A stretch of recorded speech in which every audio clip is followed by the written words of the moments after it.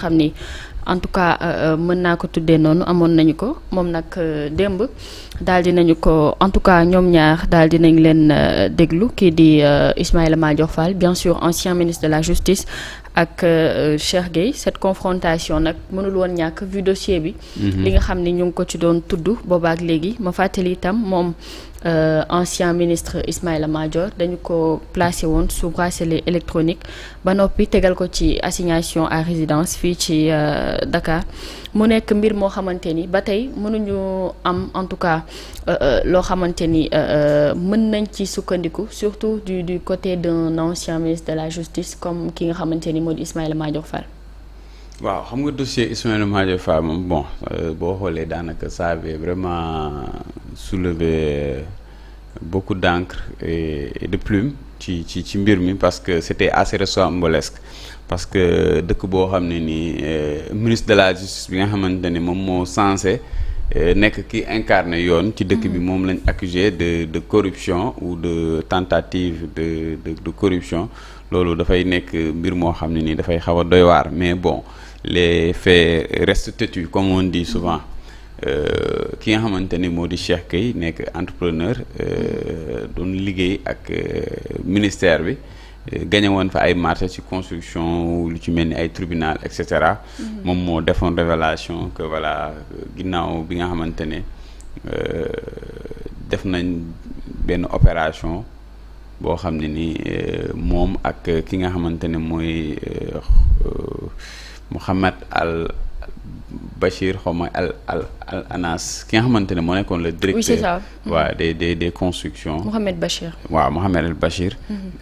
xam la ne ni dañ ko doon laaj xaalis pour vraiment ñu jox ko marché bi.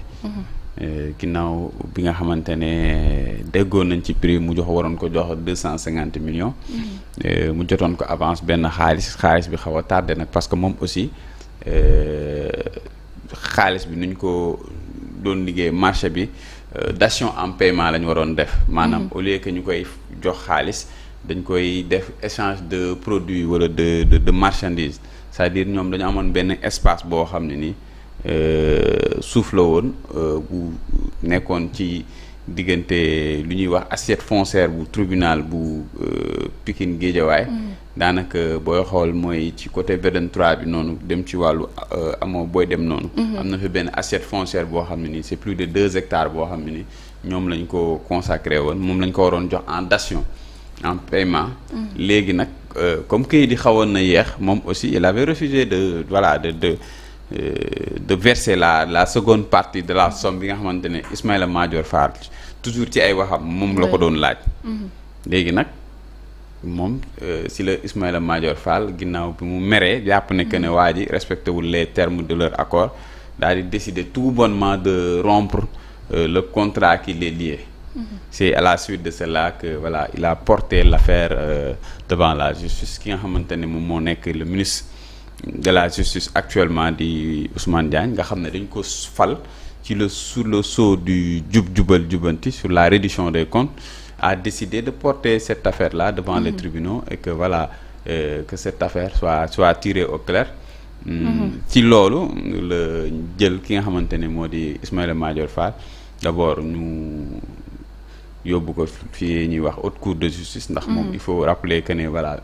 bi mbir yi di am ministre la woon donc dafa am privilège de juridiction et privilège de poursuite également donc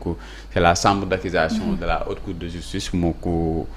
entendre ginnaaw bi ñu ko entendre bon ñëpp jàppoon nañu ni lu gënoon logique ci mbiru cas yu mu demee ni mooy ñu placer que sous mandat de dépôt mais gis nañ ne bi mu demee devant la commission d'instruction dañoo mujjee jël mbir mi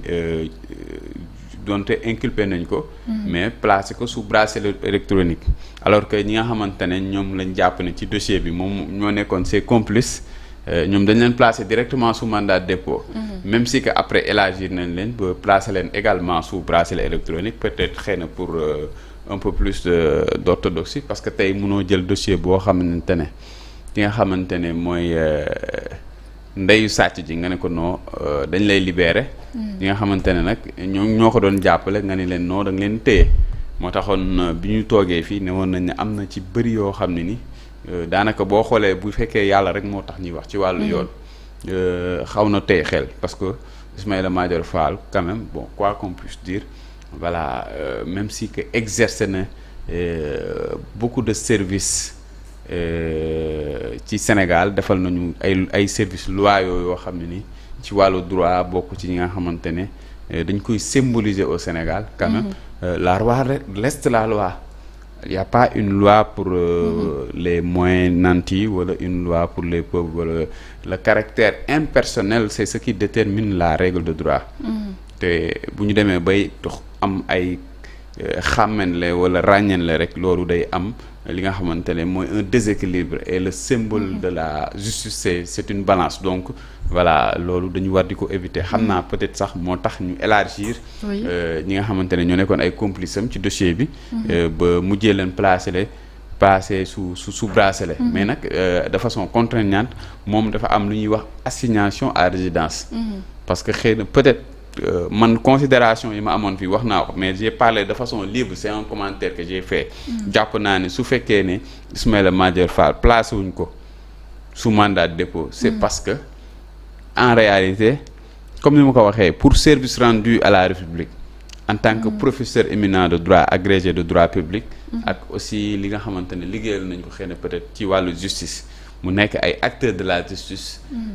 bon mënuñu am na loo xam ne mënuñu ko bañ quelque part quoi muy benn corporatisme boo xam ne ni dafay am bon c'est le propre des avocats nag de toujours chercher par des voies et des moyens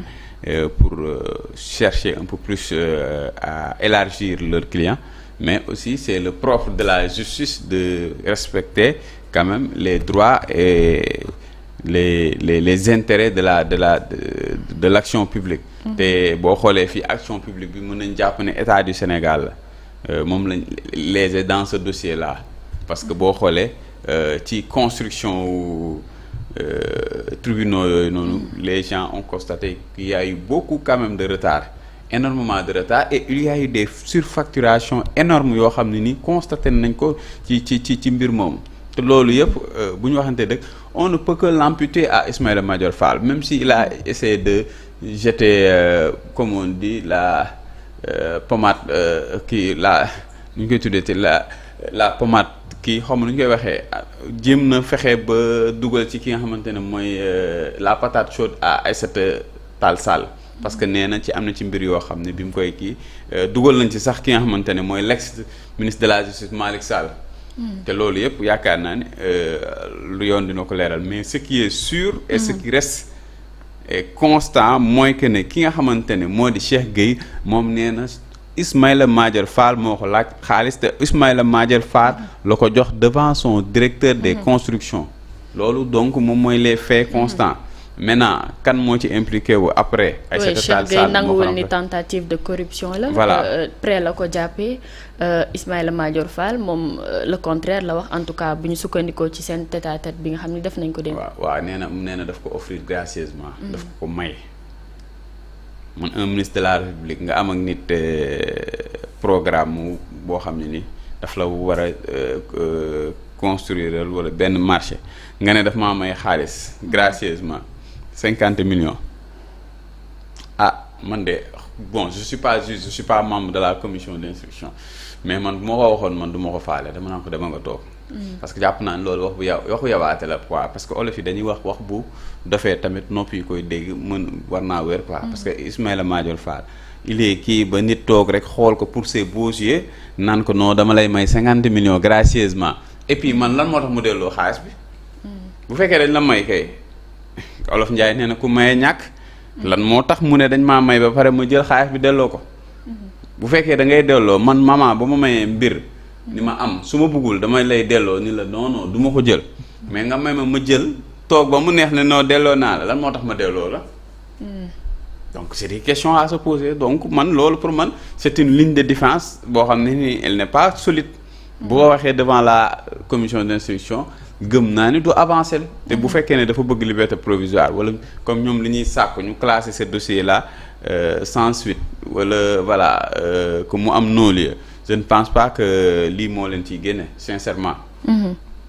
en tout cas nañu xaarandi rek comme que lu nekk ci loxo yi yoon la digganteem ak Cheikh Gueye ak moom l'ancien ministre